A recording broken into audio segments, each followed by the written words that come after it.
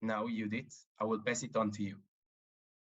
Thank you very much, Yotam. Thank you, dear audience, and thank you, Neil and Dominic, for being with us today. We are very excited about your participation, and we're looking forward for a very interesting discussion. So, into the discussion. We've recently celebrated 25 years since the Good Friday Agreement, the peace agreement that ended most of violence in the Northern Ireland conflict. Throughout the conflict, nationalist parade, both Protestant and Catholic, were an expression of deep societal divide accompanied by ongoing violence and political instability. Since the peace agreement in the late 1990s, however, these parades have undergone a significant change. Here in Jerusalem, however, we still do not see any horizon for a political agreement or even negotiations to that end. What can we learn from the Irish experience about our own conflict closer to home? This is the topic of our discussion today. As we start our event, I'd like to make sure that everyone is on the same page about the topic at hand. So can you, Dominic and Neil, tell us a little about the conflict in Northern Ireland? Who are the players, and what is the role of nationalist parade and national days, both Protestant and Catholic, within the conflict? Judith, thank you very much, and thank you for the invite. And we're going to try and make some comparison here. We are going to talk predominantly about the Irish context, and then perhaps we can see how much of a comparison we can make. What I'll do is I'll explain a little bit about why what we call parades or processions have played such a central role in the politics and sometimes the violence of conflict in Northern Ireland. So let me start with a few basics. Conflict in Northern Ireland involves two social groups. One of them we'll call Catholic. They are groups of people who see themselves as Irish, sometimes are described as Republican. In other words, they support the idea of a Republic of Ireland. And sometimes they're termed Irish nationalists. The other group are called Protestants, and they identity-wise see themselves as British. Sometimes are always also called loyalists. In that sense, they are loyal to the British monarchy, and obviously we're out celebrating a coronation at the weekend. And these two groups have opposed ideas as to the political sovereignty of the area we call Northern Ireland. So let me explain that, and then I can explain a little bit about the where the parades come in. Like so many conflicts, there's a very emotive, a very emotional history attached to it. And both of these groups will go back through history and point out areas where they feel themselves to be victims. So a sense of victimhood is very powerful in the way that history is remembered in Northern Ireland. Broadly speaking, the whole of Ireland, the island of Ireland, would be predominantly Catholic. But about 400 years ago, there were significant settlers coming from England and Scotland to the north of Ireland, and they are the group we now call Protestants and have a British identity. In 1800, the United Kingdom, or what somebody was known as Britain, incorporated the island of Ireland into the United Kingdom. So the United Kingdom became England, Scotland, Wales, and Ireland. However, many Catholics remained with an Irish identity and fought sometimes for an independent Ireland. And in 1921, the problem was resolved by the British by setting up what's now known as the state of Northern Ireland. And that meant that northeastern corner of Ireland, where a majority of Protestants live, became a separate statelet called Northern Ireland and remained a part of the United Kingdom, whereas the rest of Ireland became independent and eventually became the Republic of Ireland. That state of Northern Ireland suffered from deep discriminations and inequalities of power. The Catholics in that state, who were about a third of the population, suffered from discrimination over jobs, over voting, and over their place in society generally. And in the 1960s, and this is where we first meet our parades, they formed a civil rights movement which led where they asked to be allowed to parade into town centres to claim their rights, their freedom of assembly, as nationalists, but within the British, as Irish nationalists, as Catholics within the British state. Feeling threatened, the police in Northern Ireland blocked many of those parades. Violence ensued at those parades, and we started a conflict in 1969, a violent conflict with paramilitary groups on both sides, fighting what was effectively a civil war for 30 years, which saw at least 3,500 people die and many injuries, and meant that thousands of British soldiers were used to keep the peace in Northern Ireland. They, of course, became part of the conflict. In 1998, a peace agreement was secured, which included a set of institutions and political institutions which allowed for power sharing between the political parties that represent Catholics and the political parties that represent Protestants. However, interestingly, the history of the space that we live in is also a history of parades and demonstrations. And the streets of Northern Ireland are dominated by Protestant parades that take place particularly over the summer, many of which go through Catholic areas. And here's where we begin to see some of the comparisons. And in the 1990s, there was, as we went through the peace process, there was massive conflicts. And I mean conflicts which involved hundreds and hundreds of soldiers policing it, conflict in which 5 people died in the policing of parades that were blocked from going through particular areas, and eventually led to a public inquiry and the setting up of a parades commission, which now makes decisions over who parades where and when. What it was partly about was a rebalancing. There was a great tradition of parading, but the balance of power over that parade lay with the group we call Protestants, the loyal orders. Even to this day, they hold about 2,500 parades a year in Northern Ireland, and Catholics hold about 150. So you can see the inequality of power that has sort of existed. Those parades became a deep-seated problem. The policing of those parades became a really deep problem at the time of the post-peace process. But over the last 20 years, and these are the things that we're here to talk about, we have seen considerable mitigation over that conflict. We have seen things get better. We have perhaps seen a rebalancing of rights, and the spaces that were used, which were conflictual, have become more shared.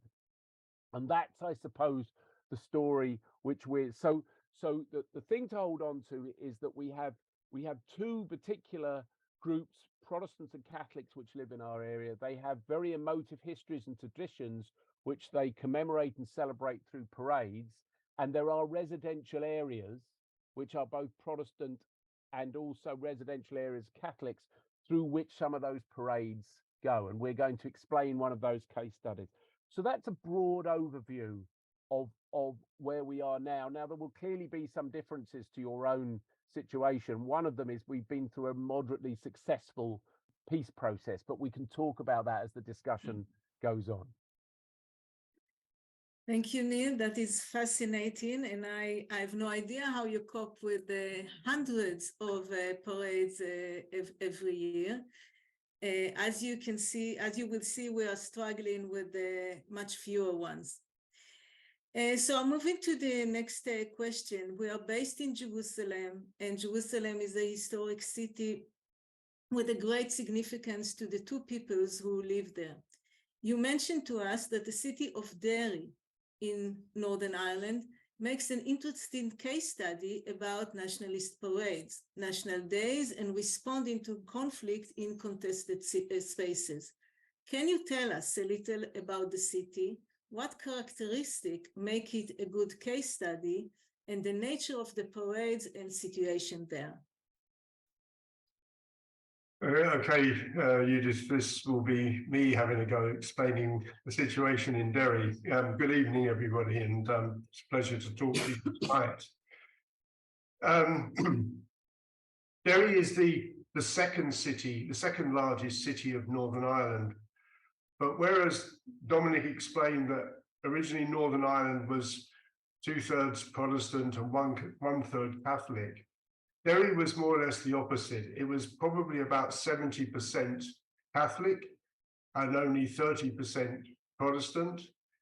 Its hinterland was overwhelmingly Catholic, so it was a Catholic city in a Catholic area.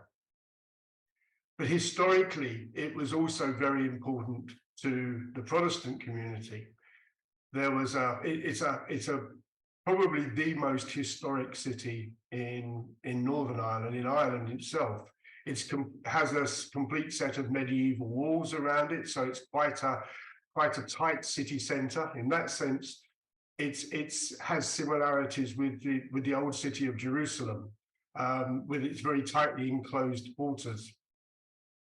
And it was the site of a famous historical battle during wars between Protestants and Catholics in the 17th century, and it was one of the key battles took place around Derry, which was enabled the Protestant community, the Protestant King of England, to take control of the crown of England over a Catholic king. So it has strong symbolic significance for the Protestant community, and an organisation in Derry, one of the Loyal Orders, has been holding parades to commemorate this event since the early 19th century. I think his historic recording, I think from 1815, every year they hold a parade within the walled city and around the walls of the city. Now, as there were regular tensions between the Protestants and Catholics, the parade was often a source of tension and violence, and would become a flashpoint in the annual cycle of events in the city. But it was allowed to continue, primarily because the Protestant community were politically dominant within Northern Ireland. So even though Catholics didn't like it, the Protestant community were able to hold their parade. In contrast, when the civil rights movement, which Dominic referred to, tried to organise its parades into Derry from a predominantly Catholic perspective, they were stopped. And the beginnings, or the very beginnings of the conflict in Northern Ireland, when it erupted into armed violence, into civil war, was when Catholics attempted to march into the centre of Derry, and they were stopped by the police. So it became the flashpoint for that whole of the conflict in many respects, and was a strong polar opposite to Belfast on the east of Northern Ireland and in a strongly Protestant area. When the peace process began and tensions began to increase around parades, again, it was in the city of Derry that there was the most tensions, particularly as the Loyal Orders attempted to continue to hold their parades around the walls, but a resurgent Catholic community, more positive about its position within Northern Ireland because of the peace process, increased their opposition to it. And in the only example in the last 25 years when a parade in Northern Ireland has actually been banned. The government of England, or the United Kingdom government, the minister responsible for Northern Ireland decided to ban this parade in 1997. And it was part of a real escalation of disputes over parades across Northern Ireland. We had 1 week that summer, a full week of rioting, initially in Protestant areas when their parades were stopped, and then in Catholic areas when the Protestant parades were allowed to take place. And there was a very real fear that the whole of the peace process was going to collapse. And as a result of that, the government banned the parade in Derry that year. It pulled it back from a sense of crisis, but it also raised another real issue about how are we going to manage this parade in the long term, because it was realized that it couldn't be completely banned. It was too important for the Protestant community.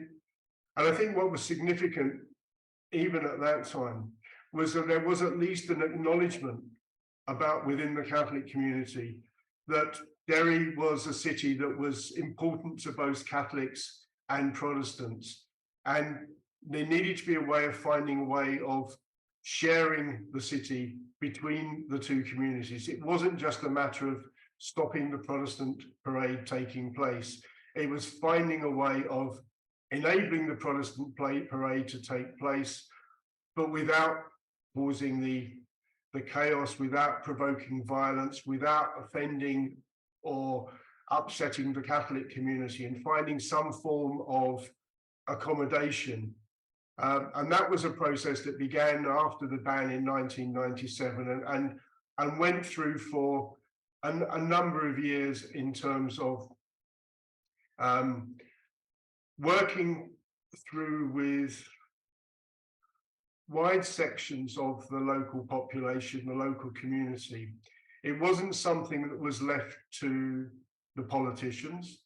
It wasn't something that was left purely to the police. It wasn't something that was left to the organizers of the parade. What we had in Derry was an approach that has often been touted in Northern Ireland as a Derry model. It meant recognizing the importance of the city to all the communities and bringing all of those key actors together to try to reduce the violence, reduce the tensions, and enable life to go on. And one of the distinctive features of the situation there, excuse me, was the lead taken by sections of the business community attached to the city, who recognized on a purely pragmatic perspective that violence was bad for trade, that violence was bad for business.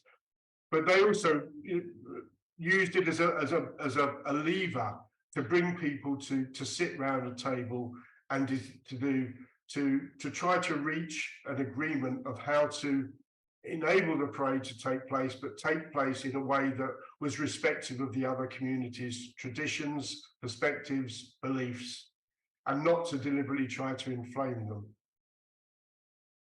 Maybe I'll stop at that point and give you, just to let you get a bit of a question in. Thank you. Dominic, did you want to add anything? Thank you very much.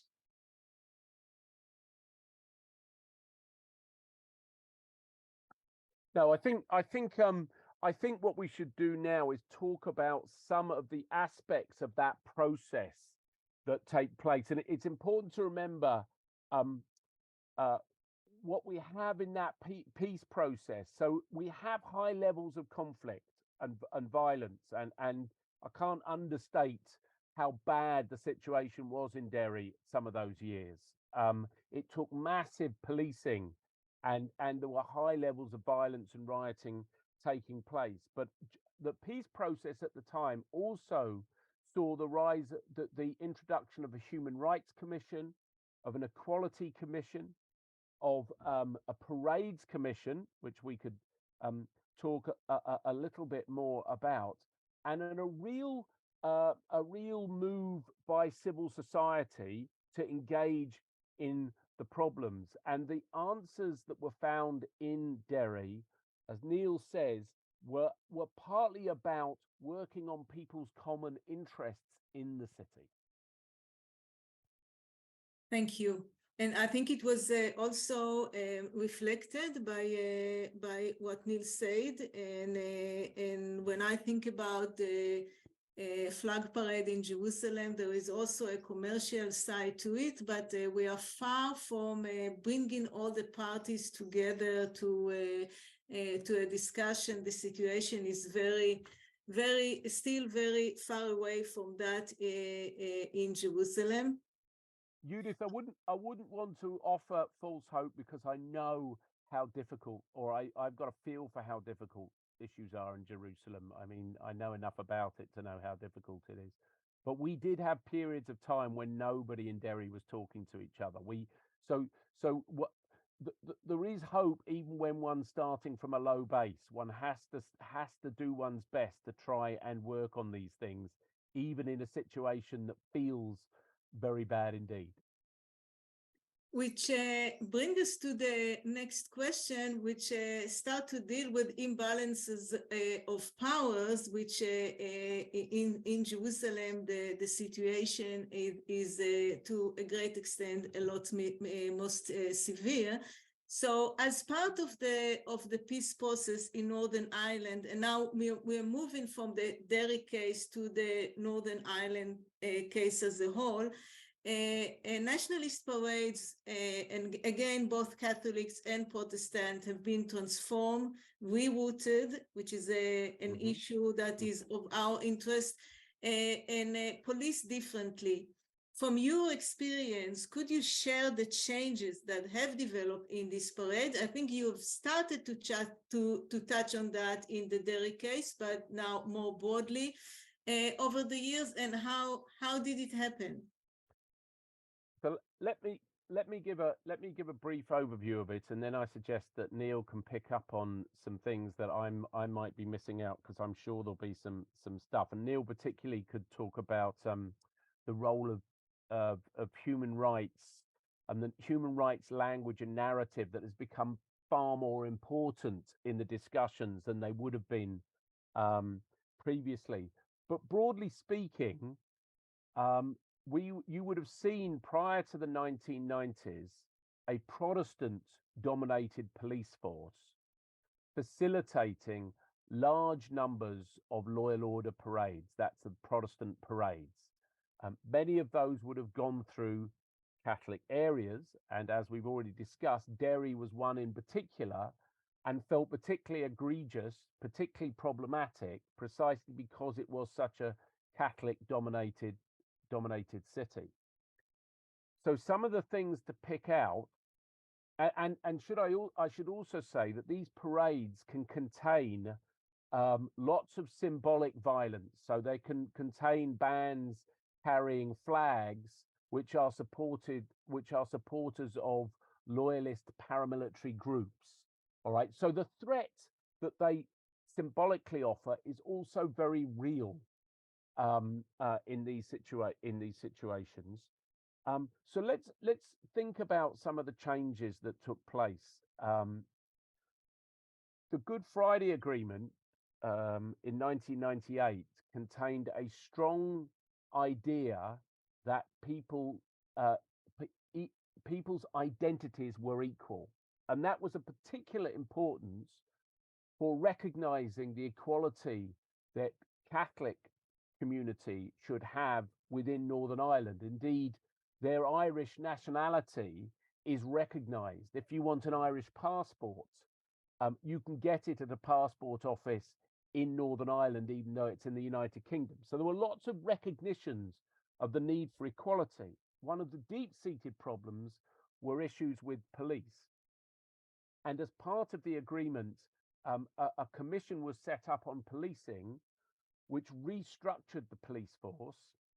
And as part of that process, the way the police policed these parades changed quite distinctly. In particular, 2 or 3 of the most conflictual parades were actually rerouted originally by the police in 1995. That was 3 years before the peace process, and it's quite interesting that this rebalancing was taking place before the peace process.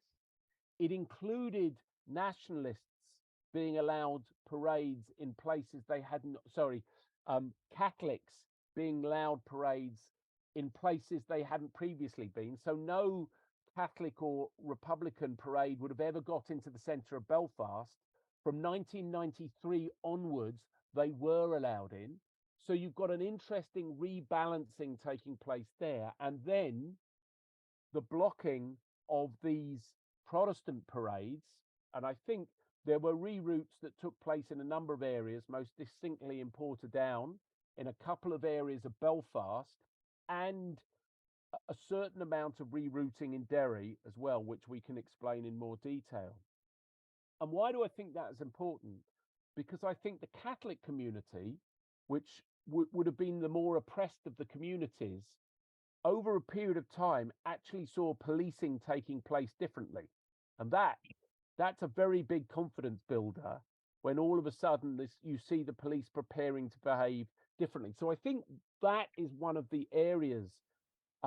Another part of it was the engagement of civil society, human rights groups, mediators. Indeed, I've just been to an event this afternoon that remembered a very close friend of Neil's and myself, Brenda McAllister, who was the mediator on these events, and an attempt to start to mediate between residents groups, those who were experiencing the parades, the Catholics experiencing the parades, and those taking part in the parades. Now, this is very difficult work, and I'm telling you, in some areas, it still hasn't achieved solutions. So we haven't achieved solutions anyway. But in Derry, over a 5 to 6 year period, there were real solutions found. And they were found because, as Neil said, you had businesses acting as a mediator between the two groups. And you also had a lot of work with the people organizing the parade to help them in their management of the parade. So they were trained to have stewards or marshals to help control the demonstration, and they did change the content of the parade. So, for example, previously they had very aggressive what we call blood and thunder bands. They're big paramilitary bands marching around the walls of this city.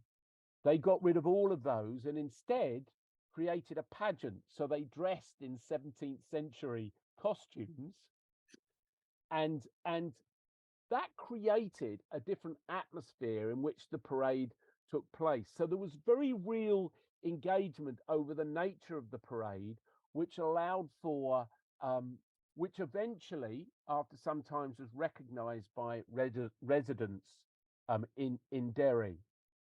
So there were a whole range of things right from the top taking place in the peace process, right down to the bottom of civic society engaging, which went to make a difference. And I would say in making that difference, that took years. It wasn't 1 year.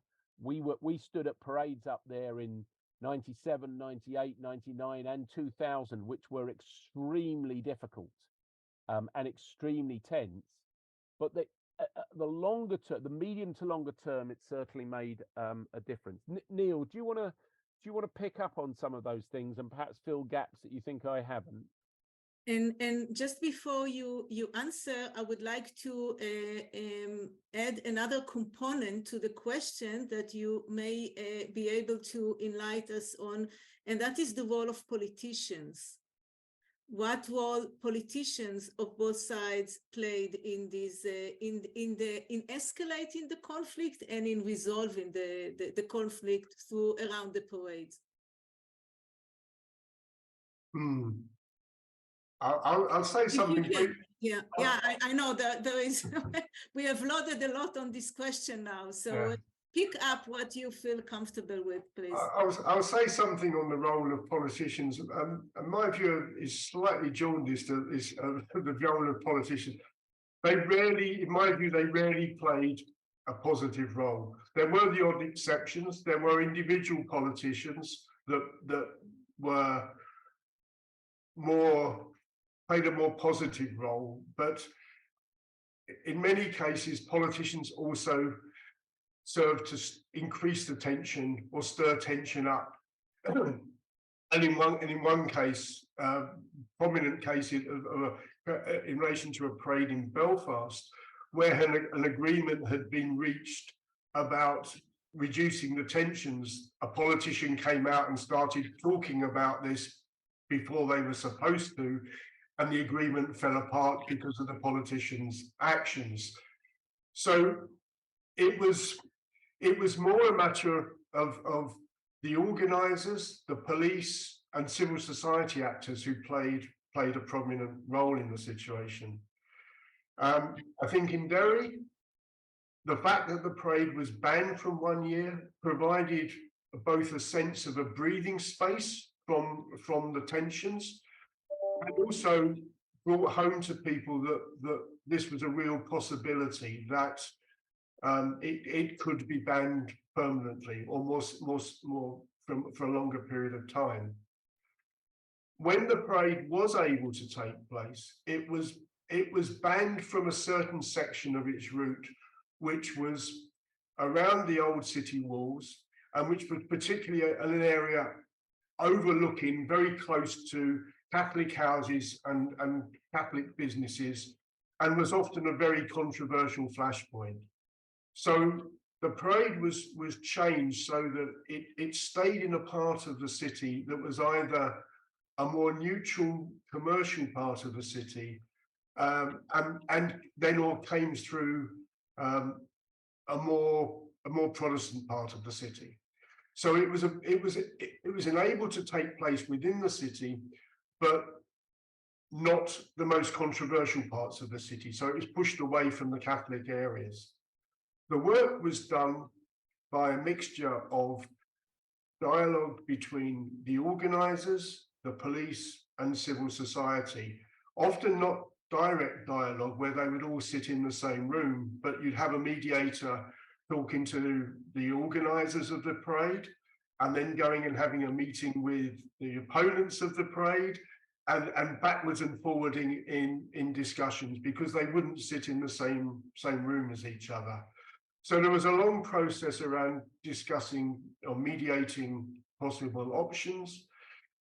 There was another long, slow process, as Dominic has alluded to, of in the way that the police changed their approach and started to become less overtly militaristic at the parade, that how they started to rethink the types of weapons that they might use at the parade, to start to think about how they present themselves and engage in dialogue with the key people, either in support of the parade or against it, rather than just behaving like police do and saying, this is the law and this is what we were going to do.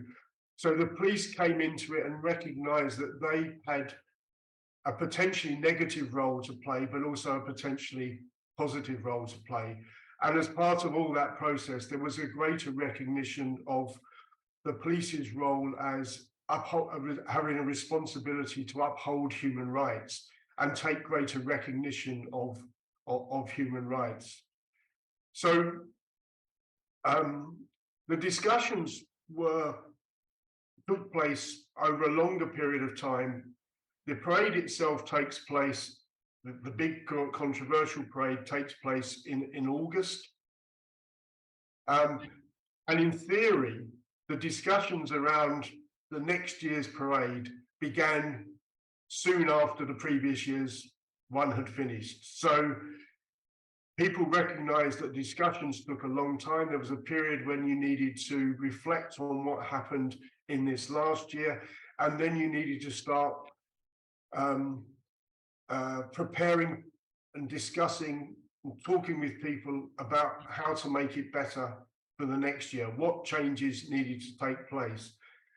And you had to do this in a time when you have to recognize that while some people wanted to find a resolution to the situation, there was equally a lot of people who were insisting on our right to march around the walls if we want to and to play the music we want to, and other people saying they have no right to come in our city, they need to go be banned completely for it.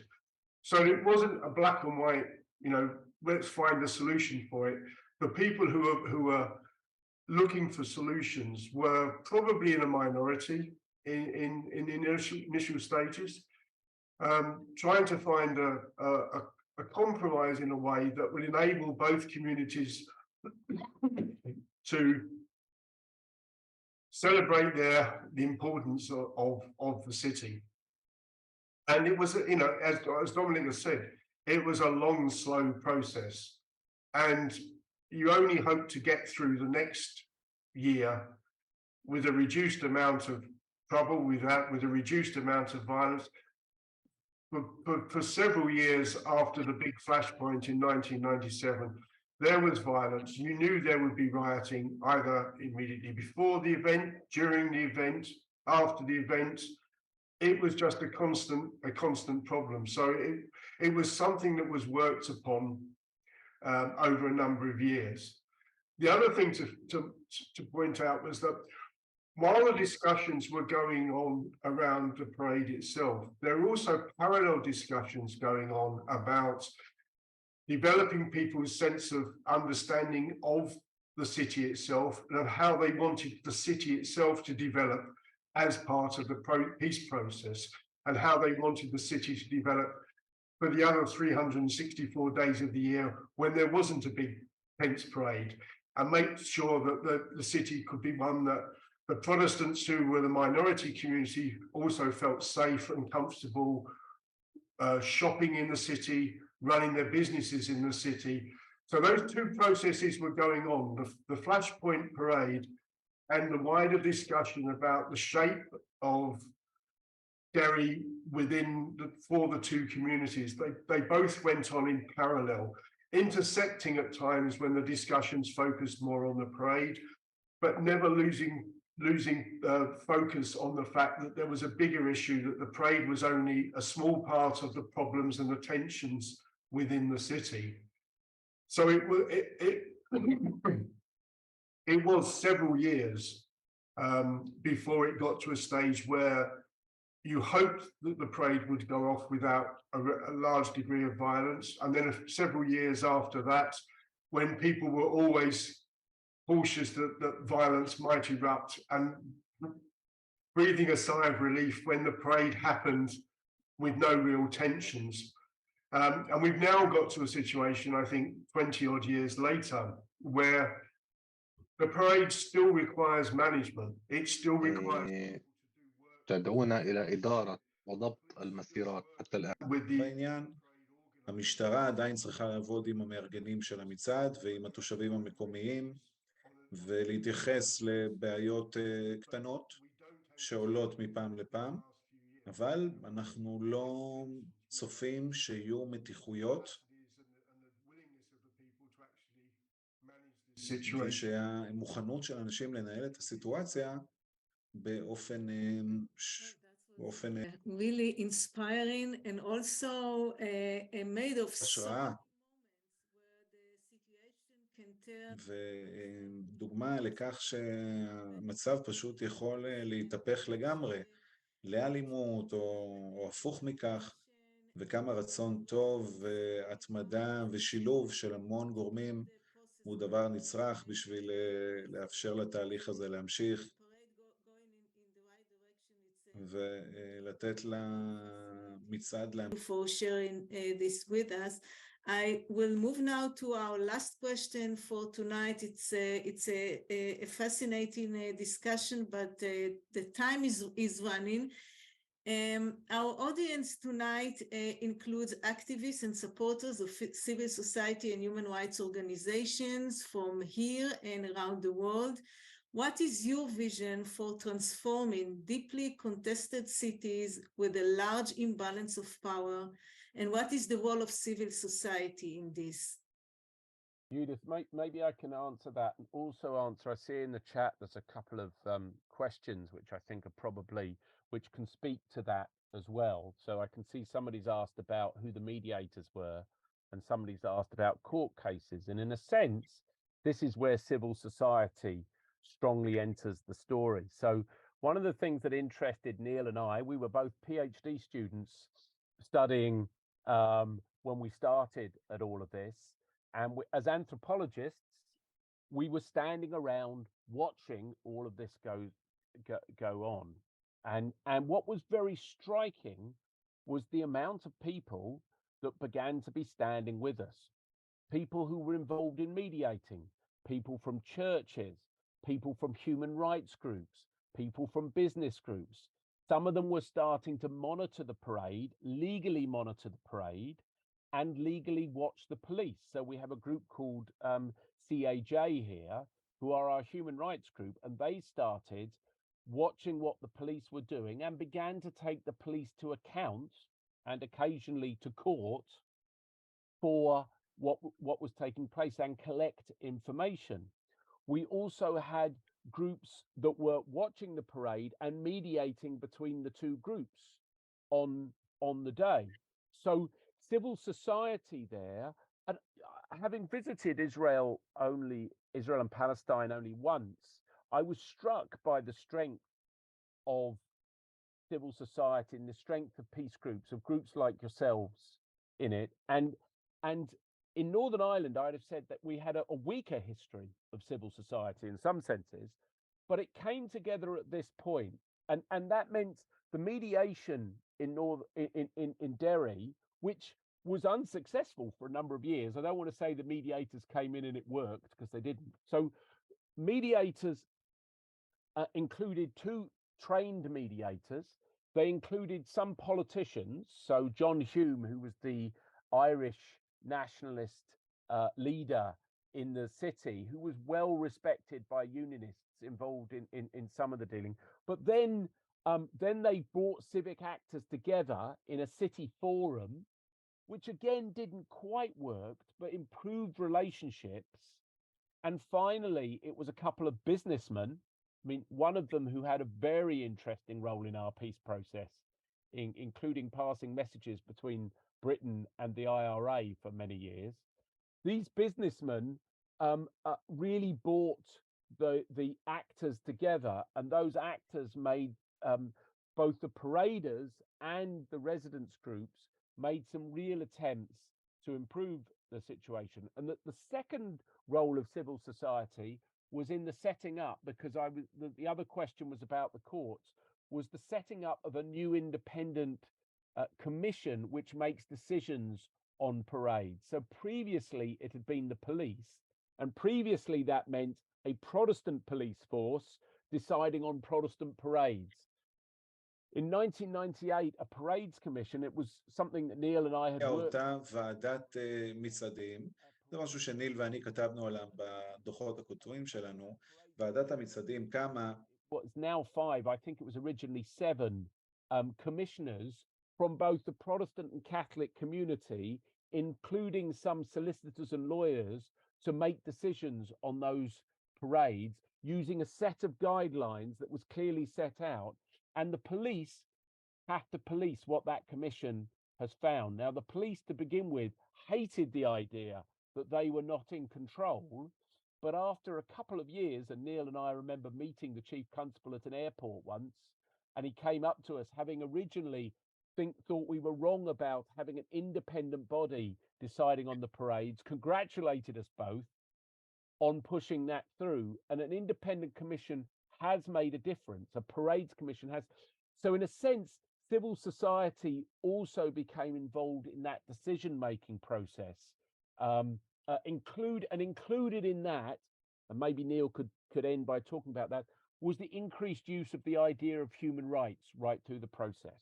So civil rights groups were really important during that period, and definitely made a difference. And I was with 30 of them not half an hour ago. That we're all looking a bit older, I have to say, but it was just inspiring actually to see some of these people who we spent so many hours with out on the streets, mediating these problems.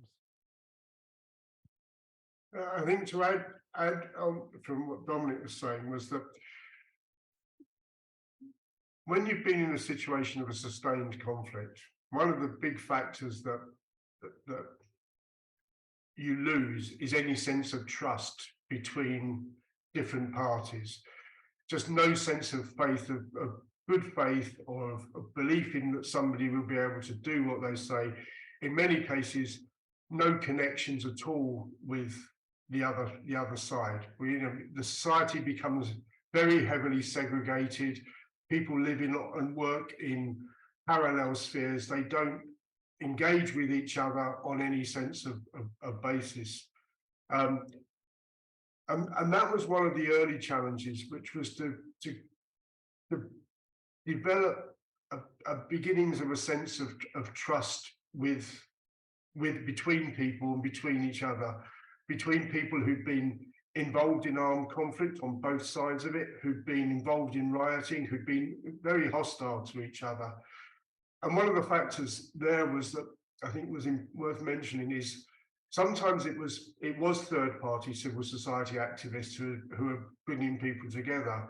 In addition to what Dominic said about the mediators, we had Quaker activists who played a very important role in bringing people together who wouldn't voluntarily choose to sit in the same room with each other, and bring them together to start having some hard conversations, but also to do so in a completely confidential manner, so that it was not publicized, it was not talked about. Everybody would deny they'd ever met each other. So a lot of those early conversations took place behind closed doors, and people, at least initially, agreed that they would not talk about it and not mention they'd been part of it. But those private conversations were key in building some personal relationships across the divides. And once they started to get a sense of personal trust with an individual, then you could start to move on towards more concrete solutions. So the dialogue process is long, slow, tortuous. It lives in the real world, even if it's behind closed doors, because people could be affected by tensions arising outside in conflicts outside, which would mean that they suddenly couldn't feel it was possible for them to meet with them at this situation, at this particular time. But perhaps in a few months' time, the conversation would start again. So you had to be very patient, had to be very slow, give people the time to build the trust, start the dialogue together, and slowly, you start to make personal transformations, and those personal transformations ripple out into the wider society. As other people start to see you, individuals making bold gestures, making courageous gestures, they start to follow that process as well. So the challenge is really getting the thing started, and then building some momentum on it and keeping it going. Thank you so much. I think we have learned a lot from this discussion, and there are still so many questions to be asked and issues to be elaborated on. I will now take some of the questions that were asked. I may not take them in the right order. So there were questions again still about who were the mediators between the sides. I believe that it is about the conflict as a whole, but if there is I will bring up several questions, and then you will divide the answers between you, or respond to all of them. So who were the mediators, either in the Derry case or in general? Have they used the tool of conflict resolutions, or what kind of tools I think you've touched on that, but if there's anything to add to that.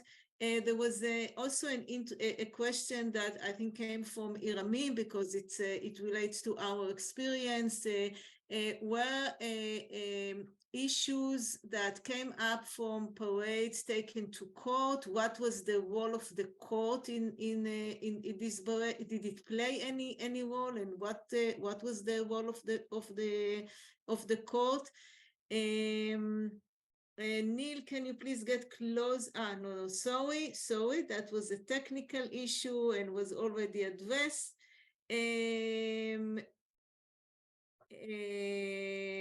Was there a stable government during the negotiation process? I think this is and was the relationship between the municipal and the national in this conflict and in its resolution. Thank you. Let me start with the mediators. I suppose it's important to say that there was very top-down mediation. So one of the differences that we might articulate between the circumstances that you have and that we have is that although we were dealing with serious violence and people were dying on the streets, I mean, it was serious, we had both high level and street level negotiation taking place. We were moving into a different space. I mean, the high level meant that we had US presidents coming in. We had Bill Clinton coming in. We had Tony Blair meeting. And in the 1998 agreement, we had the European Union, the United States of America, Britain and Ireland all sitting at the table, pushing through the agreement. And indeed, Tony Blair and Bill Clinton were involved in negotiating one of the parades. So that shows you how serious the parade at Portadown in Drumcree involved intervention from a US president. Gives you some impression where we were. However, the parades were so deeply problematic that they played no part in the 98 agreement. They were set to one side, as was policing, and dealt with by a different commission. In fact, two different commissions on policing and on parades. Precisely because if the politicians had been left to try and come up with solutions, it would have ruined the peace process. So the peace process set aside these issues. And there are many others. I mean, we haven't even started to talk issues over the use of flags. I know that's part of what you're talking about in Jerusalem, but issues of the use of flags as well. So at a lower level, mediators were religious groups. I've just been at Mediation Northern Ireland, which is one of the local organizations that worked at that. And often religious figures acted as mediators as well. The mediators could vary in different places. And then when the Parades Commission was set up in 1998, it was legally bound to get involved in mediating. So that the group that also makes the decisions, and this is quite controversial in mediation actually, also was charged with being involved in mediation. So they built mediation into the legal system at that point. And I'll just finish by saying there were a number of court cases, but I wouldn't say the courts played a particularly significant, court decisions, and Neil might correct me on this, but court decisions didn't make a particularly significant role in taking the issue forward. I think it was the new legislation that set up the Parades Commission, which was probably key. Thank you. Should I come in on the question about parades taking place on particular days? The parade in Derry takes place on a particularly significant day in August. It's always a Saturday, so it's a day around a particular date. But it's not the biggest day in parading terms. The biggest day in Northern Ireland, if you speak to someone here, it's called the 12th. Everybody knows what the 12th is. It refers to the 12th of July, but it just becomes the 12th. I think when we looked at this figure, there was something approaching 500 parades across Northern Ireland on the 12th. That date cannot be changed. Parades have to take place on the 12th, unless the 12th falls on a Sunday, and then they can't parade on a Sunday for religious purposes. So the parade takes place on the Monday. So the dates often are significant. So you have a combination of date and place. It doesn't mean that things don't change. There are two annual parades in Derry. The first one in August and the second one in December.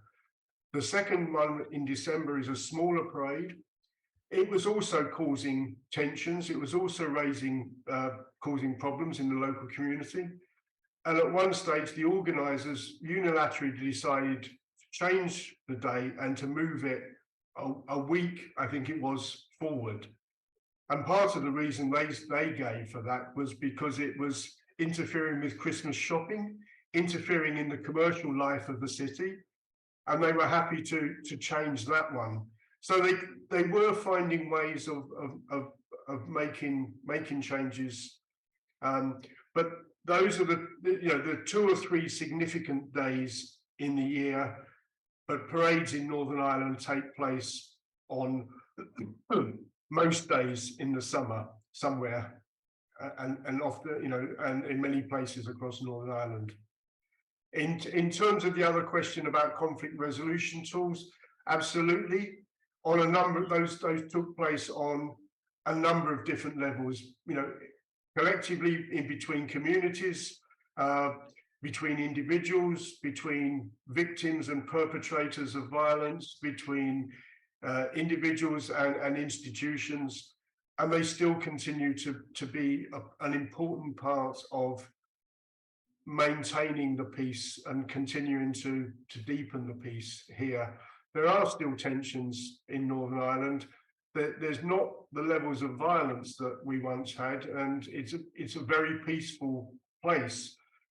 But it's peaceful now because people work at making sure it stays peaceful, rather than just because there is an absence of conflict. There are still tensions there, but people work to make sure that they don't erupt into violence or anything. Excuse me. Thank you very much, Neil. By the time you were speaking, Dominic added some other dates for National Day. So it's in the chat for those who are interested. Sorry. Just we have 2 minutes left. Any closing from both of you, from each of you, for this very, very interesting and important panel? Dominic? I think one of the areas which, if we're trying to make a comparison, is difficult but important, is creating greater political equality. And our whole political system now, which is called a consociational political system, has power sharing in it between all of the political parties. And our cities are, I think we would agree, much more shared than they used to be. And when I look at, as I do at Jerusalem, that strikes me as being a very big difference. So I think that combination of equality and human rights lie at the core of what solutions must be, particularly interesting in places like Jerusalem, where so much of the history is actually shared. An amazing, astonishing history is shared. And if that can be built, that idea of sharing the city can be built, and I know how difficult it is, I think that's very important. But I do think that is one of the achievements that we've had in Northern Ireland, which when I look across to Palestine and Israel, feels like a long way off, but it has made a difference. Thank you, Dominic. Neil, your last words for tonight? I would emphasize the role that civil society and civil society organizations play in process of peace building, conflict transformation. It can't be left to the political actors. It can't be left to those involved in the violence. They must be involved in the process, but civil society's got to carve a role out for itself. It has to often creates a key role of leadership in the process, but it also has to be prepared for the long haul. It's not slow, it's not quick. It's a slow, steady process. It goes up, it comes down, and you get there in the end. Thank you so much. And let me say something on the topic, but also very personal. It was a fascinating discussion. I think I used the word fascinating too much tonight, but it was. But I think that for us, and it also came from the preparation for this discussion, we see this discussion with you as so important to us, and I think that you, through the discussion, other topics rather were raised. For example, what is a shared city? What is a contested city? How do we work in shared city? How do we work in contested cities for the vision, towards the vision of shared cities? And we felt that there is so much to learn from you and from your experience. So I would like to end this discussion with saying that we hope that this is only the beginning, and that we will see the two of you again in our public evenings and also in internal discussions. We would like to see it as a cooperation starting today and continuing in the future. And thank you so much. We learned so much tonight. Thank you. It's been a privilege, and I know that both of us, if we're able to help in any way or offer ideas, we'd love to be involved. I agree wholeheartedly. Pleasure taking part in it, and many thanks for inviting us. And please, if you can, stay with us for the next panel in which our colleagues from East Jerusalem will speak about their experience of the flag parade. Thank you. Thank you very much. I will add that thank you so much, Judith, Dominic, and Neil. It was really important discussion, I think, and I hope everyone find it like this. I'm sure everyone found it like this. And now, from the external perspective, we'll try to move on to the internal perspective. The city of Jerusalem is at the heart of the Israeli-Palestine conflict, both physically and symbolically. With the occupation of the West Bank in Gaza at the end of the war in 1967, East Jerusalem and the surrounding villages were annexed to Israel and incorporated into the Jerusalem municipality. It should be noted that the annexation of East Jerusalem is not recognized by most of the international community and the Jewish neighborhoods that have since been built over the Green Line in the city are considered illegal settlements under international law. Every year since 1968, Jerusalem Day has been celebrated to mark the conquest of the city, and in Israeli terms, its unification.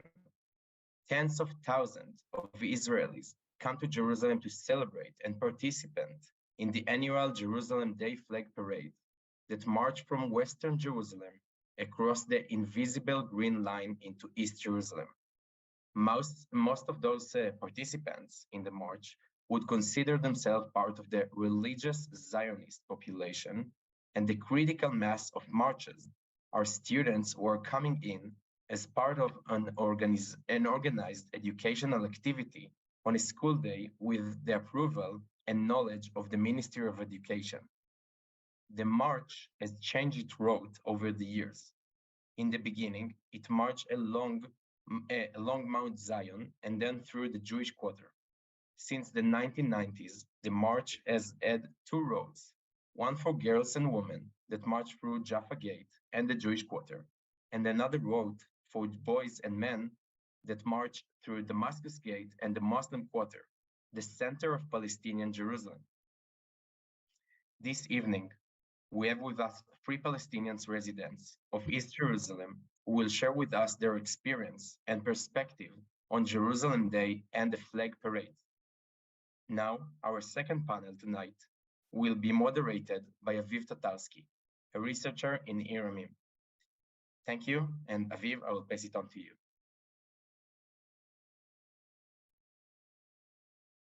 Thank you, Yotam. Good evening, everyone. Good evening, Sajah and Nivin and Mahmoud.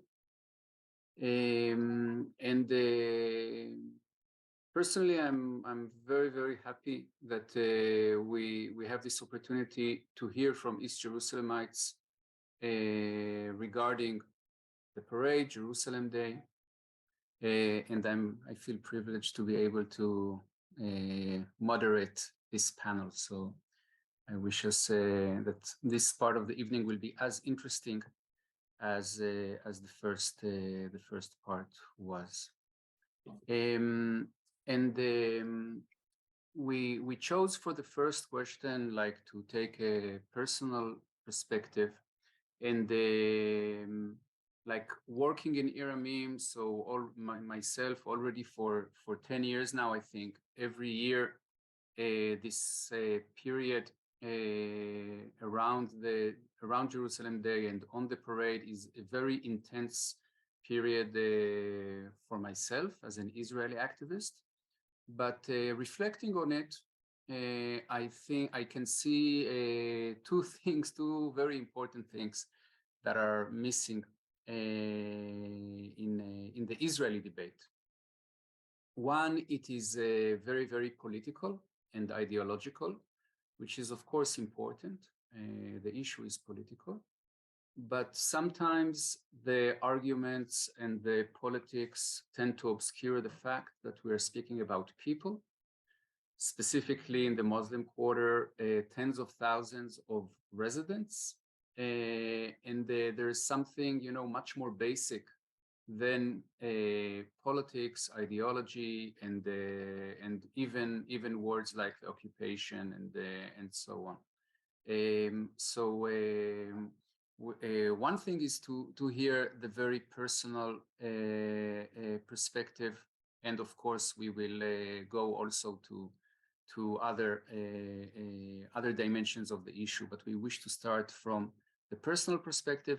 And the other thing that of course is missing in the Israeli debate is the Palestinian voice. So Israelis can have very strong opinions. They can be from the left, from the right, from wherever, but there are still Israeli opinions and Israeli perspectives, and it is very, very important that we get to hear the Palestinian perspective. So I wish to start with you, Sajah Jaber. Sajah is 26 years old. She is living in the Muslim Quarter, so living where the march takes, many things take place, but the march takes place. And you are also a dentist. And thank you for joining us. I don't know if it is possible for you, Sajah, to turn your camera on, but you're welcome to do so. And as I introduced, since you live in the Muslim Quarter and where the march passes, could you tell us of your experience, of your experiences on this day that we call Jerusalem Day and during the parade, if you can share some things about how it looks and feels from your direct experience. Good evening, everyone. Hello? Yes, we hear you, Sajah. Yes, okay. Thank you for your words. I will share my experience as the one who lives in the old city of Jerusalem as a Palestinian girl or woman. So in this day, in every single year, when the march happened, the feeling will it's worse.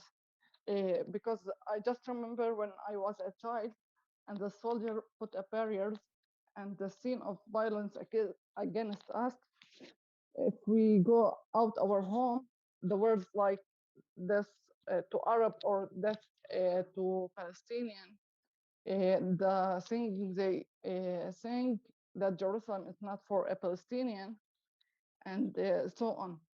The feeling that one of them want to kill us, or the scenario that every year go worse and worse.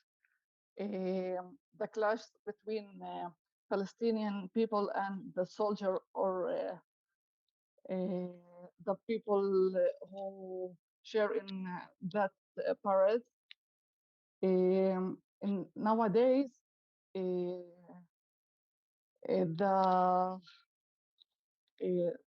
scenario go worse, and the violence and apartheid of soldiers, how they deal with us, go worse. And one of the situations that happened to me last year as a dentist, I need to go to hospital.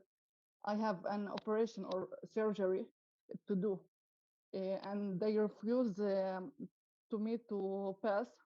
And I explained to them that I have an operation to do in the hospital, and just they push me, they raise their weapon and force me to go to my home. And the feeling I can't express about how the day go on, and the feeling that we are not a human, or we just go and they just deal with us as not no freedom, no Palestinian rights, and that's it.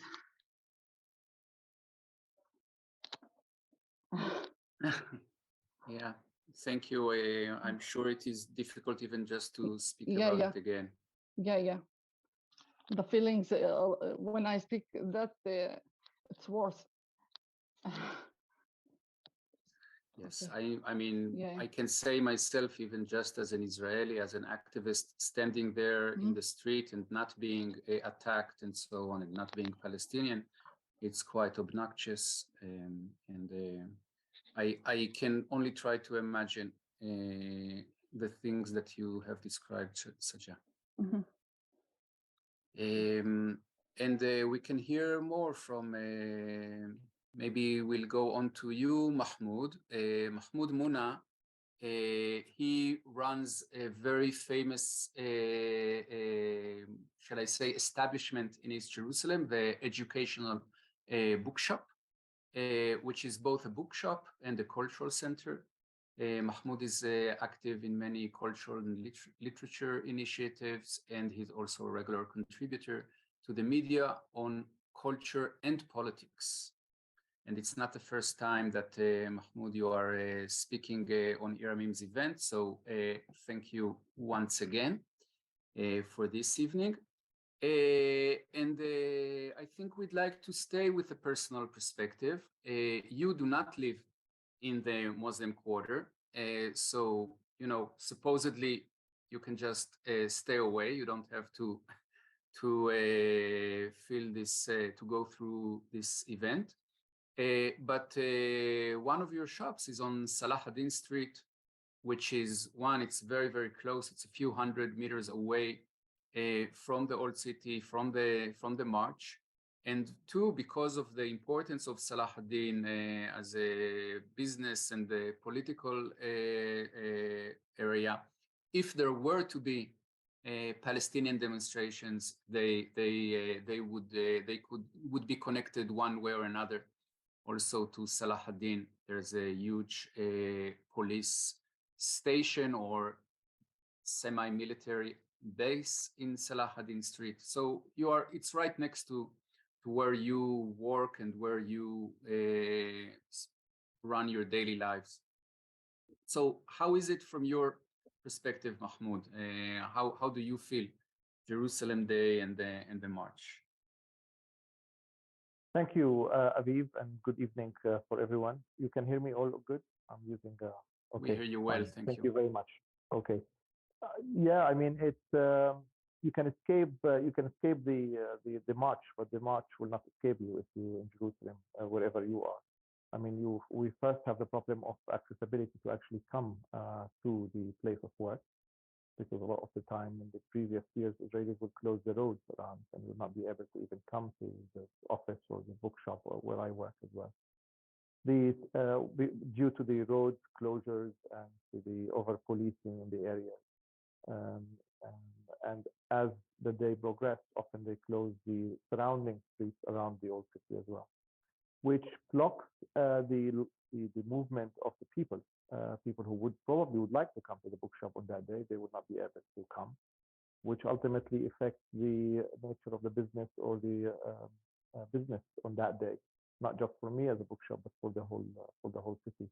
I remember last year by 4 or 5 o'clock in the evening, there was no point of staying in the streets. No, most people are. That's better maybe now. Most people leave don't leave their houses. They stay in their houses and try not to avoid. And if they have to buy something or they want to do something, it's all rescheduled. This year particularly, I had a major event, cultural event that was planned on that day, and yesterday I had to decide to cancel it. I wasn't sure how the climate's going to be in Jerusalem. I'm not sure if people will be able to come and attend. And I'm not sure if the vibe, if you like, if the ambiance, if the atmosphere will allow on such a horrible day, the way we are used to it, it will be okay to invite people for a literature or a cultural activity. It's the Flag Day, so to speak, day is the ugliest day that I witness every year in Jerusalem. It's absolutely the most I hate Jerusalem for. Jerusalem comes out in its most unattractive, in the most polarized, in the most aggressive, in the most nationalist, in the most ugly way it is. In fact, if I don't have a business and I can, I would probably leave Jerusalem that day, just to save myself, to see Jerusalem on that day. I think we should also speak about schools. A lot of schools get also affected. Kids in Palestinian schools leave early because, as I said, roads closures and insecurity, potential insecurity. So the educational process get affected, transport get affected, business get affected. It's so painful because the Palestinians have nothing to do with that day. In fact, if anything, it's a day for them to remember their loss of the city, their day of the occupation of their city. Yet they are experiencing this hardship, allegedly celebration. It's a bit like you have a mourning somewhere around your house, and then all your neighbors goes on wedding. Basically, this is kind of how I feel on the Jerusalem Day. Everyone's around you apparently celebrating a wedding or some good occasion, and you are sitting on your home, mourning or remembering your sad reality. So that's how it seems. That's how it looks from an Eastern Jerusalemite business person, or just someone who lives or being around it as well. And of course, the potential of how could it escalate as well, and the feeling that this is not just a bad day in Jerusalem, it could turn into like a day that country would end up being in war as well. Thank you, Mahmoud. I think for me to hear you saying I hate Jerusalem, or because of the parade, I hate Jerusalem. To hear it from someone like you is something very, very powerful. And on that day, on that day. But the even the one day, that true. for a Jerusalemite like yourself, that's the result. Thank you. Yeah. And Nivin is also with us, Nivin Sanduka, which is an activist. You are an activist for working for social justice, peace, and gender equity. I'll say only part of your experience and your work. You are today the executive director of a newly established NGO called Hukukna, Our Rights. It's in Jerusalem, focusing on civic and political rights of Palestinians in East Jerusalem, and especially of women. So good evening, Nivin. And like Mahmoud, you don't live in the old city, but as an activist, as an important leader in the civil society in East Jerusalem, I'm sure you know many of your friends, colleagues, groups you work for, and just as being a Jerusalemite, how is the experience of the day for yourself? Good evening, Aviv and Saja and Mahmoud. Lovely to meet you, even though the topic itself could have been more cheerful. Thank you so much for this opportunity also to have our voices heard as people who come from Jerusalem. So basically, I think that even if I don't live anywhere close to the old city of Jerusalem, I live in Bet Hanina, which is a little bit further north. This day affects us psychologically a lot, as Mahmoud mentioned, even if we don't physically live in the old city of Jerusalem. For us, it's a reminder that of the supremacy that one group has over us. It's the supremacy and racism, which if you are not Jewish, then basically you do not get to celebrate your city. You do not get to celebrate your identity and your religion. And if you're not Jewish, you're actually, Al-Aqsa Mosque specifically is under the risk of being taken away from you. And your religion is being challenged as well as a Muslim. Psychologically speaking, this puts a toll on all of the Palestinians in the city, not just the ones living near in the old city or near Al-Aqsa. או קרוב לאל-אקצא. אז עבורנו זה יום שבו אנחנו בלחץ, מה הולך לקרות, האם הם ייכנסו לאל-אקצא, האם הם יתפללו שם, מה יקרה אחרי זה, איך אנחנו הולכים להגיב לדבר הזה, מה יקרה לגברים הצעירים שנמצאים ברחוב, אם משהו חס וחלילה יקרה באל-אקצא. למשל, אני אימא, ואחד הפחדים הכי גדולים שלי יהיה שהמצב הזה יסלים, ואני אראה את הבן שלי בסיטואציה שהוא זורק אבן, או שחייל או שוטר משמר גבול נכנס בו. ולדבר הזה יש אפקט פסיכולוגי קשה שמושפע מפחד. الشعور بانعدام العدالة بالظلم لأن هناك فئة من الناس controlling every aspect of your life. And basically, as Mahmoud mentioned, we don't go to the school, or my son doesn't go to the school that day. We're sitting there, we're kind of like, what's going to happen? On top of that, also my family and many of the other families who don't necessarily live in the old city of Jerusalem, we own shops and we own businesses in Jerusalem. And all of those businesses are closed or shut down on that day because they are afraid of the people who are walking and marching in that march, because they basically attack the people, the Palestinians, the shopkeepers, they attack that. So basically my family also closes down the business and they stay home as well in that sense. It is a very difficult day for all of us. And as I mentioned, it doesn't necessarily mean that for you need to live in the old city. It's just the psychology of it and how things might escalate. And it just, when I see, for example, my own family, my mom and dad and brothers, we're angry. We're angry. It raises that feeling of anger within us, that until when are we going to be living in this situation? And there's a total lack of consideration of basic human rights, of basic identity as a Palestinian Muslim or as a Palestinian Christian, that, you know, we're living in a place, instead of celebrating that diversity that Jerusalem brings, on the contrary, we have one group that is maintaining control over our lives and over our identities as Palestinians. Thank you, Niveen. Thank you also for ending with the aspect of the anger. I think it's important to remember that with the oppression and the injustice, there is of course also anger, and maybe a big question that maybe we will be able to touch on towards the end of the evening. What is possible to do with that anger? How can we lead it to political action? Is it at all possible? Thank you very much. Sajja, I would like to ask you another thing regarding the march, especially since you unfortunately have to witness and experience it from so close.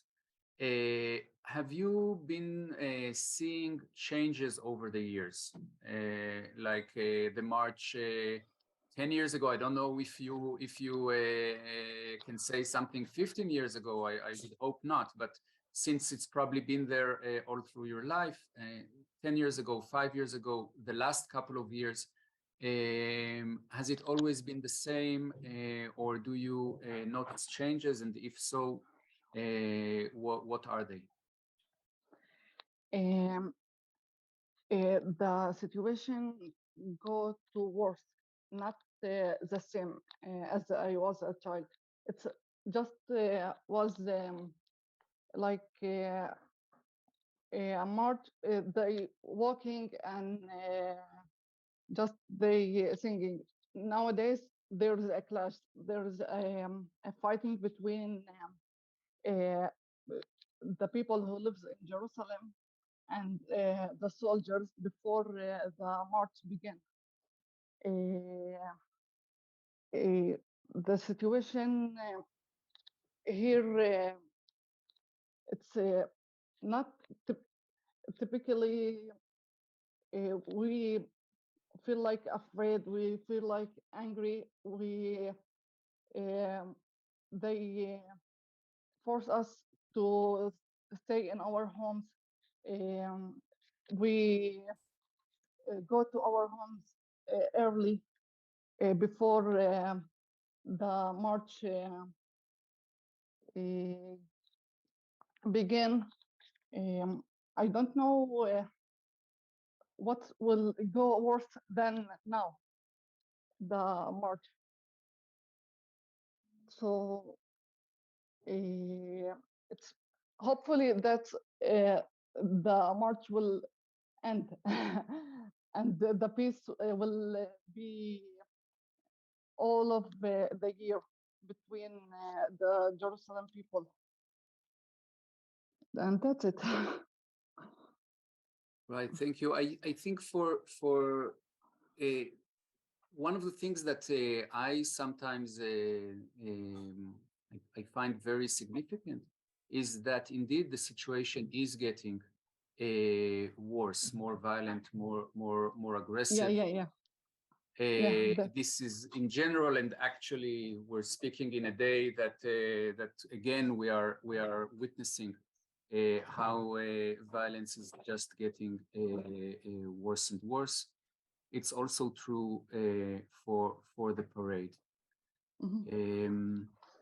Okay, thank you, Sajja, and thank you all three of you for being willing to, you know, to speak. It's always personal, but still to focus like this on your emotions and on your personal experience in such a sensitive issue. It's not taken for granted. And on this basis, let's try to look from a, I don't know, political, ideological perspective, which is also personal, I believe. If it's okay to ask you, Mahmoud, like, from your political perspective, and you know, since we know each other, you are a very political person, and you look at things also, you know, from politics and the ideology and identity. What does the parade represent to you, for you? Yes, Aviv. If I just may quickly comment on the earlier point of the feeling of anger. Somehow, I think this is also limited expression. I don't think necessarily the Palestinians feel angry on that day. I think the feeling of anger is very personal and could be kind of self-perpetuated. I think actually the feeling is more of being dehumanized. We should be speaking about Palestinians feeling dehumanized, feeling marginalized, feeling even a sense of inferiority that this march actually reflects on the Palestinians. The fact that you have to stay home or not go to work or not practicing your normal life because someone else superior than you, and I here borrow the word from Levine, has a reason to celebrate, and their reason of celebration comes as a priority over yours. So I just want to register my objection that it's not exactly just anger, or if it is anger, it is an anger, but it's not exactly Palestinians just wake up and feeling angry that day, and maybe they should just watch a nice movie or listen to classic music and be less angry. It's a feeling that's reflected by the sense of superiority that the flag does bring with it. Which lead me to your question on the political representation. This is a political parade. It's actually to celebrate the so-called unification, occupation, annexation, whatever terms you want to use, of East Jerusalem. And the route of the flag parade is also clearly to mark this unification between parentheses. And the fact that there is a flag is also to show who is the boss here and who is in charge.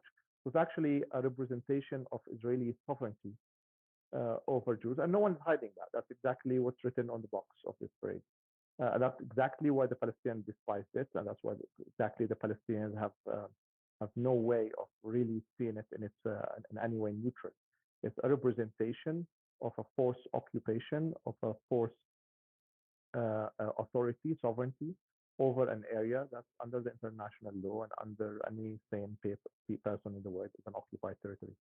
So it's a political parade. It's an Israeli political parade that also comes from within the right spectrum of the Israeli society. It doesn't come from the centralist Israeli society, or at least that's my understanding.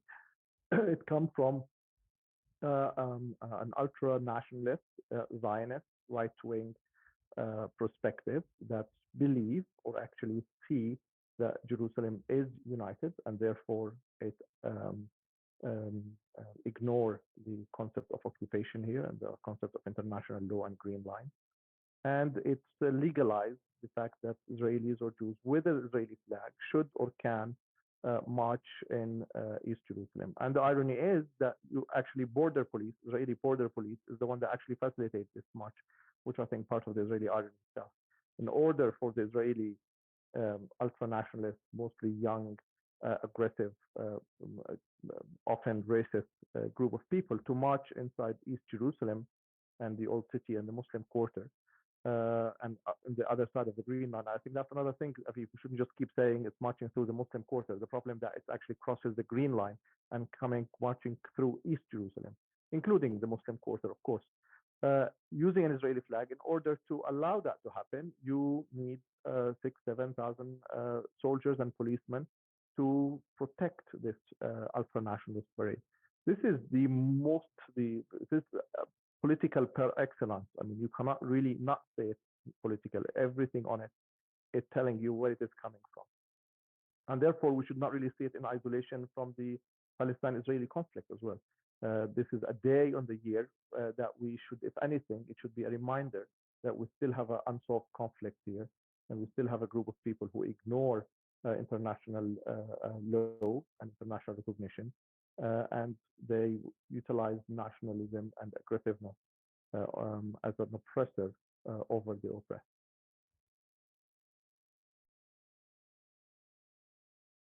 Yes, definitely. And I think in the first part, one of the things that was very clear for me when hearing about Northern Ireland was how the nationalistic parades there are a part, maybe a central part, but are part of a much wider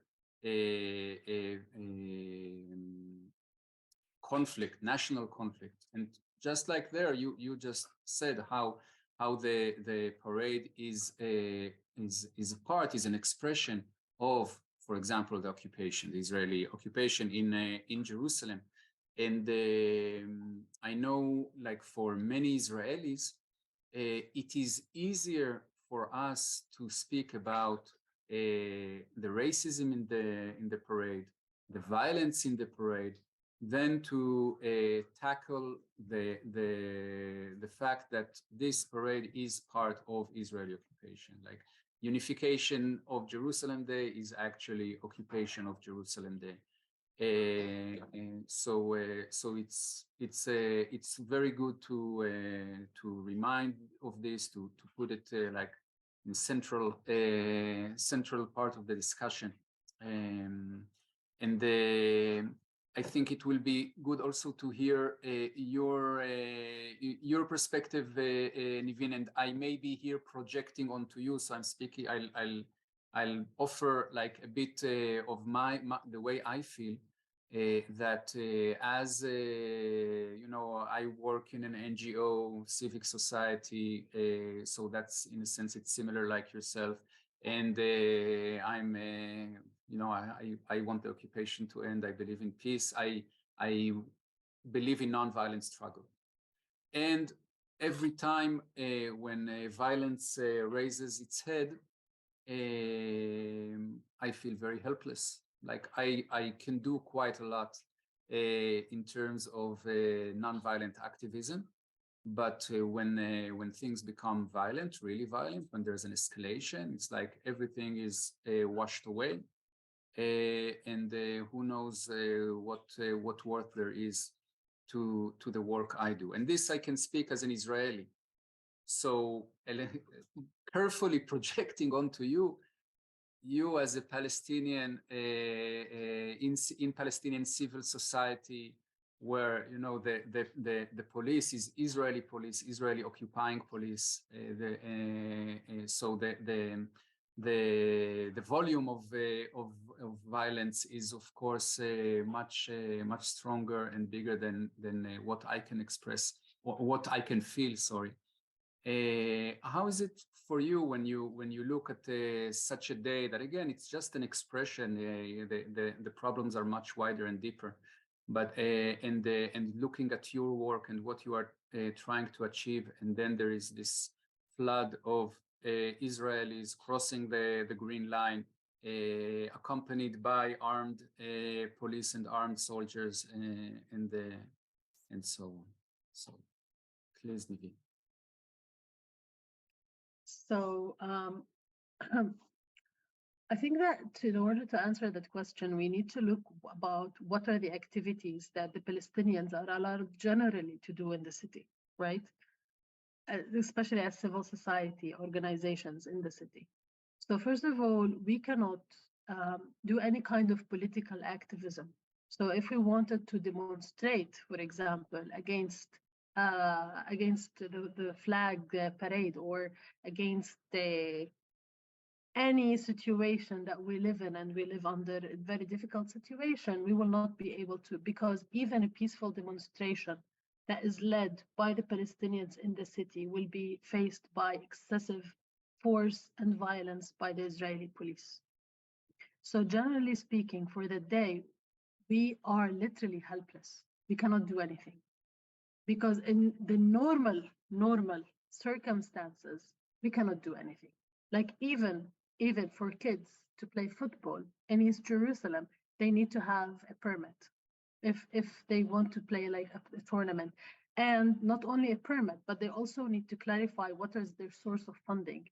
Because this is what we're always accused of as well, that if you want to do activities in the city, then you are being supported by the Palestinian Authority. Which is might or might not be true, I don't know. But the point is that any kind of activism in the city, any kind of expression, political expression of your dismay of the situation is immediately prevented. And most recently, even our flag, the Palestinian flag, to raise a flag and say, that we are celebrating our Palestinian identity or something like that, or as a show of that East Jerusalem is occupied and you have 400,000 people under this occupation, and you want to kind of non-violently just express your identity, you will not be able to, because as I mentioned earlier, the police violence that we are witnessing, and we have seen that, for example, in Shireen Abu Aqla's funeral, just exactly a year ago, when we wanted to bury her, and the police used excessive violence and and they attacked the people who were mourning a dead person. So imagine what if we wanted to do any kind of actual activity, what is going to happen to us? So actually, as a civil society, we feel extremely like our hands are tied when it comes to trying to protest in any way. And that's a privilege that I personally count on my Israeli friends to be able to demonstrate on my behalf. I support them psychologically. My heart is with them, but I cannot be there because that means that one, I will go to jail or to investigation, and two, I might even get shot at and dead. And these two things I cannot afford, and I guess many Palestinians in the city share that with me as well. Thank you, Nivin. Actually, the things you say lead us directly to the next question, because it's maybe, since our audience is mainly Israeli, it's worthwhile to point out Israelis, when we are not happy with something, when we are fed up with what the municipality does, or the government, or whatever, or the police, we can go and demonstrate. And actually, last few months are a very impressive expression of that. This is very untrue for Palestinians in general, and for Palestinians in East Jerusalem.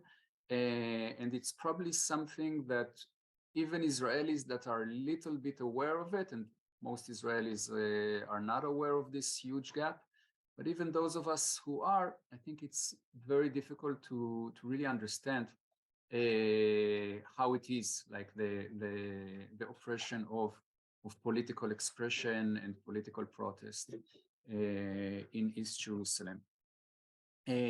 So whereas the Jerusalem Day, there can be a heated discussion in Israeli society. There can be those tens of thousands who participate in the parade, and there can be those who work against it and even protest against it. But they will all be Israelis, and you explained very well how dangerous it is for Palestinians to protest, and to protest specifically the parade. And again, like I said in the beginning about an internal Israeli debate that naturally has its blind spots. As Israelis, we don't necessarily know or know the whole picture, or fully understand not the Palestinian perspective, and not like the full implications of our ways, the ways we choose to deal or to protest the parade. So there's all kinds of Israeli forms of protest on Jerusalem Day. There are the groups who a day before do what they call a flower parade, which they try to express to East Jerusalemites and to people in the old city, like an expression of reaching out and understanding, and the so-called opposite of the aggressive flag parade. There are those who demonstrate, face the parade and demonstrate against it. There have been legal appeals, including by Iramim, even headed by Iramim, against the parade. So it's quite varied. There are attempts to say let's emphasize tolerance instead of sovereignty and nationalism. So not necessarily for the three of you to comment on what is your preferred way of protest, or that Israeli should protest, but still, like how do you see, or what is your view regarding resistance and protests to specifically the march? What maybe insights you would like Israelis to gain? What tips, what advice or recommendations you may have for Israelis? Mahmoud, shall we start with you? I see already Sure. your mind is running. Sure, my mind is running, and it's difficult. Look, Aviv, I mean, I'm for many reasons, I'm one of the people who cannot tell people what to do.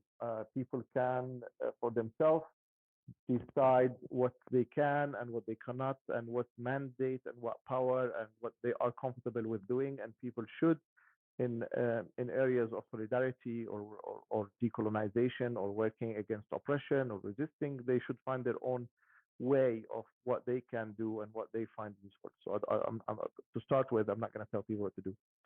But what I don't like is the concept of counseling, if you like. It's like, go to the Palestinians and kind of like tap into their shoulders and like, okay, sorry, this is going to happen tomorrow, or this has happened yesterday, and it's okay, we're supporting you, and so on. And that's it. It's too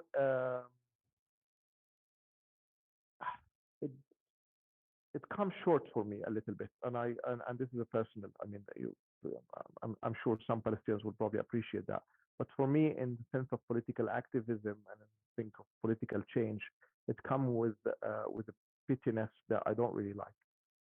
I think this parade, if you like, is illegal. It's racist, and it is aggressive, and is violent. And therefore, there should be a way to actually stop it. That's the best way to deal with it, not to create a bandage or create a morphine kind of situation before it or after it. And I think my advice to civil societies and individuals to utilize their power to actually stop the parade from happening. Because as I said, it is illegal, it's aggressive, and it is racist, and it is wrong by all means. So that's where I would push people if they wanted an advice from me, and that's what I would like to happen in Jerusalem. I do not want this parade to happen. Now, working around it in a sense of counseling, as I said, it comes short for me. It is also unuseful to separate. Actually, it's ingenuine as well, and it's probably dangerous to separate this parade from the other military and oppressive activity that is constantly happening in Jerusalem and beyond Jerusalem. I appreciate that our discussion tonight is about Jerusalem and about this parade that is special for Jerusalem.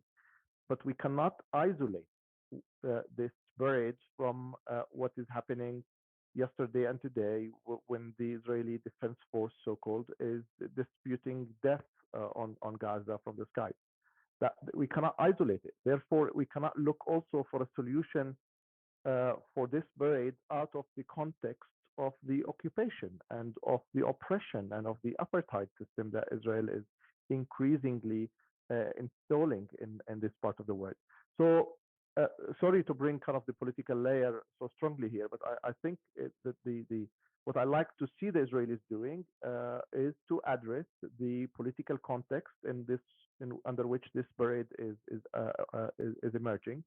There is no reason, by the way, that the Israelis will start, the Israeli right-wing nationalists will start another parade tomorrow in Hebron, and another one in Nablus, and another one, I don't know where what.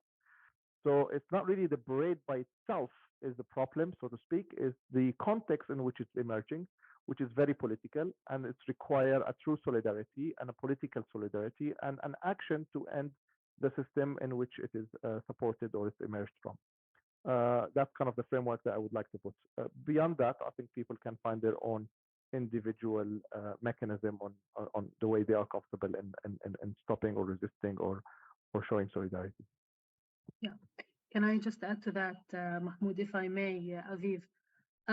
Basically, I just want to add that right now, with this religious Zionist government in place, we're only expecting, as Mahmoud said, that things are going to get worse.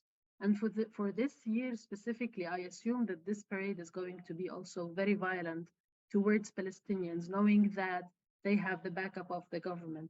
So it's something in the system. It's not a parade per se that is happening. And how do we, make it soft, or like we show that, okay, there are other Israelis who think differently. So it just needs to stop. And because it's part of that system of, as Mahmoud mentioned, of apartheid and of thinking that you are superior, not you, that this group is superior over another. But the thing is, what I also would want to say is that the Israeli public right now, they are demonstrating for the sake of democracy. But until now, very few people link democracy to the flag parade or to occupation in general terms, if you don't want to focus only on the flag parade. You cannot have democracy for one people while the other people while you have occupation. You just cannot. It's like a hypocrisy. Democracy in its own means like everybody can have a vote and everybody is equal under that system. While just going and demanding a democracy, knowing that there are so many activities that actually make Palestinians inferior, and knowing that you are supporting a system that basically controls the lives of the Palestinians in every single aspect. It just doesn't make sense. And what I would like to see more of is that more and more Israelis make that connection when they go and demonstrate. Saving democracy means that there is no democracy with occupation. Saving democracy means that you need to put a mirror and basically say, what are we doing to the Palestinians? Are we being selective when we talk about democracy? Is it only democracy for the Jewish people? What are happening to the Palestinians who are also sharing this land with us? So the first thing would be, let us think about the slogan of there is no democracy with occupation going on. And then, as Mahmoud said, like everybody can see what they can actually do differently. Yeah, thank you both for the things you said. I have now my mind is racing. I will try to speak maybe a bit in an orderly way. But when both of you, when you say you just don't want the march to happen, and I think hearing you, it's the most sensible thing to say, and it's the most sensible thing that should happen. The march should be cancelled. Well, actually, it's not only Israeli nationalists and Israeli police and the Israeli government that are initiating and supporting this march. When we took the case to the court, Israeli Supreme Court, the so-called most liberal, progressive part of Israeli society, they said no. They said the march should pass. The march can go, and the march should go. And this connects us very, very directly to the big issue of democracy, like Israel, which calls itself a democratic state, and such a gap between what 40% of the capital's population. Of course, Palestinians between the river and the sea are 50% of the population, and how judges, how the court considers things. And of course, in Jerusalem, 40% of the Jerusalemites don't have citizenships, don't have the right for political representation. So the ability of Israelis to call our regime a democratic regime is based on quite a few blind spots, to say the least. And I will add, I think, to what you said, Nevin, about democracy and occupation don't go together. I think it's not just an issue of hypocrisy or of, if being candid and honest, and if you support democracy, it has to be for everyone. But actually, if we look, even just East Jerusalem, we don't look anywhere else, we see that the forces that have been leading the oppression and dispossession of Palestinians in East Jerusalem are today leading the regime change that the government is trying to do through changing the legislation. Be it even someone like Nir Barkat, who, after being mayor in Jerusalem, is now a senior minister in the Likud. Of course, Itamar Ben-Gvir, with all the things that he was allowed. It's not that he was doing in Jerusalem, he was allowed to do them in Jerusalem. Simcha Rotman, who is chair of the Constitution Committee of the Knesset and leading the legislation there, he is a very close ally of the temple movements. And there are many more such examples. So if Israelis who on the one hand are very much opposed to what the government now wants to do, and very much concerned and worried and even afraid of what the government wants to do, but don't want to deal with occupation and apartheid in East Jerusalem, well, actually we have no choice, because it's the same forces that are working, and we actually, Israeli society, allowed them to become so strong that now they can try and overtake the whole of Israeli society, and not only, if you can say only, not only Palestinians. I see that Sajah has left us. I don't know if it's a technical problem or that she had to leave. So even if she cannot hear us, I want to thank her very much for being with us. And before we open for questions, if there is anything you wish to add, Nivin or Mahmoud, of course, I'm sure you'll get quite a lot of questions, but if there is anything before that. I just want to say one thing, that yesterday I was driving through Jerusalem, and you can already see the differences from year to year. So this year, for example, there were parades of young kids marching through more neighborhoods in Jerusalem, not just close to the old city.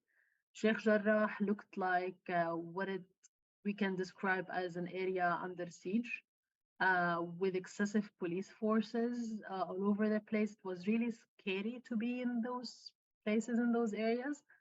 All I want to say is that it seems that it is getting worse every single day. Yeah, that is right. That is right. Thank you. And maybe also Mahmoud already mentioned it, and maybe also Univin, but we cannot ignore also what is happening for the last 48 hours in Gaza, and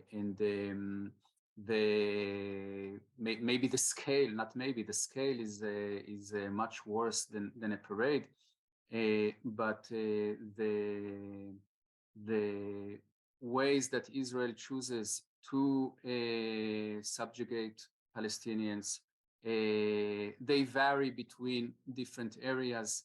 The Gaza, the West Bank, East Jerusalem, also inside the Green Line, but I think we can say it's all themes on the same basic issue of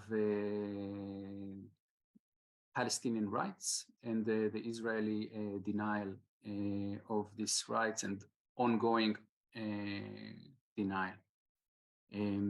So I think we still have some time. We can open it for a couple of questions if there are.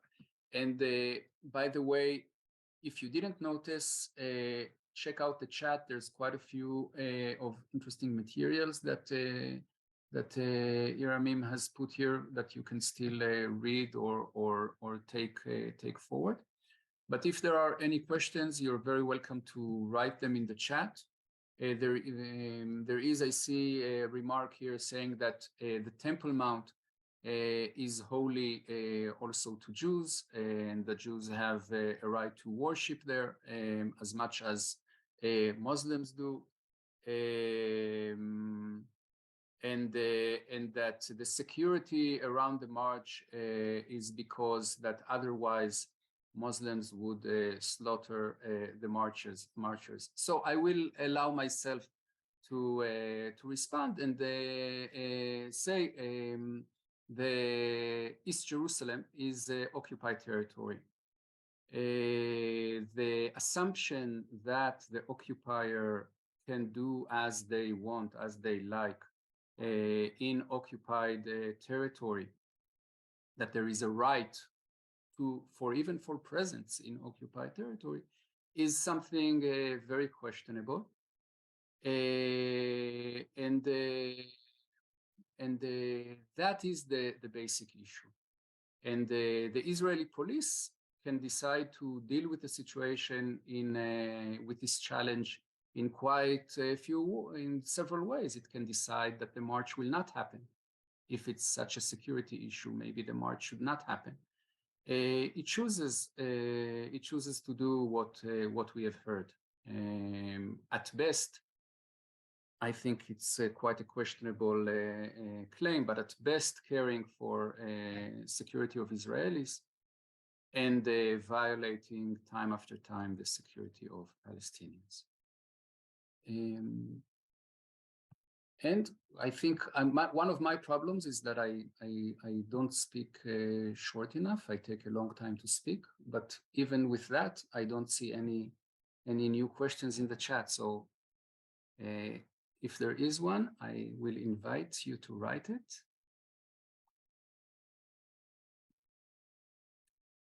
And if not, there are questions that I missed.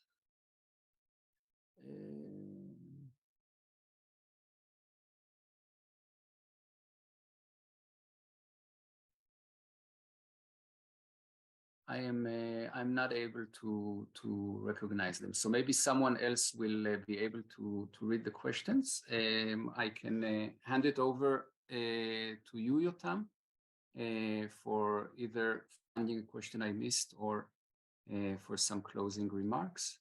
And I want personally to thank you very much, Nivin and Mahmoud, for your very important perspectives. And I'll hand it over to you. Thank you, Aviv. I can't see any other questions. Maybe I missed also. I will say, of course, thank you, Nivin, Mahmoud, and Saja. I think it was insightful and really, really important discussion between you and Aviv for me, and I hope for everyone else. And of course, I would like to thank everyone for coming today. And we hope to see you soon again with us. So just say thank you so much and have a good night, everyone. Thank you so much for hosting us, and keep up the good job, guys. Thank you. Good night. Thank you, Nivin. Thank you very much, everyone, and have a safe and pleasant evening. Good night, Mahmoud. Thank you so much.